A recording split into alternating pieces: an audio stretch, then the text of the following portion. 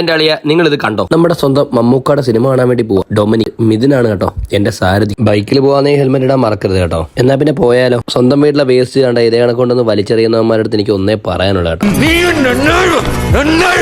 അങ്ങനെ ഞങ്ങൾ തിയേറ്ററിൽ ഇനി അളിയൻ വരുന്ന വരെ പോസ്റ്റ് അടിച്ച് നിൽക്കണം. മിഥുനപ്പം തന്നെ വേറെ കൊട്ടേഷൻ പിടിച്ചുകൊണ്ട് അവന് പോകണമെന്ന് പറഞ്ഞു. ഞാൻ പോകുന്നു.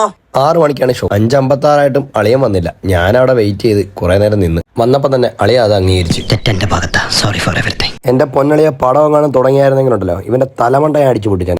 പടം ഒരു കോമഡി ത്രില്ലർ മൂവിയാണ് കേട്ടോ. സംഭവം മമ്മൂക്ക ഒരു രക്ഷയില്ല. കാണാൻ എന്താ ലുക്ക് എന്നറിയോ. അതിനിടയ്ക്ക് ഞങ്ങൾ ചായയും പപ്സും ഒക്കെ കഴിച്ചു കേട്ടോ. സിനിമ തുടങ്ങി ഇൻട്രോലാവുന്നതിന് മുമ്പ് തൊട്ട് എന്റെ ചിന്ത കഴിക്കാൻ ഉദ്ദേശിക്കുന്ന പപ്സിനെ കുറിച്ചായിരിക്കും. അങ്ങനെ സിനിമ കഴിഞ്ഞ് ഞങ്ങൾ തിരിച്ച് വീട്ടിലോട്ട് വരുന്ന വഴി കണ്ടല്ലോ റോഡിലൊരു അപകടം.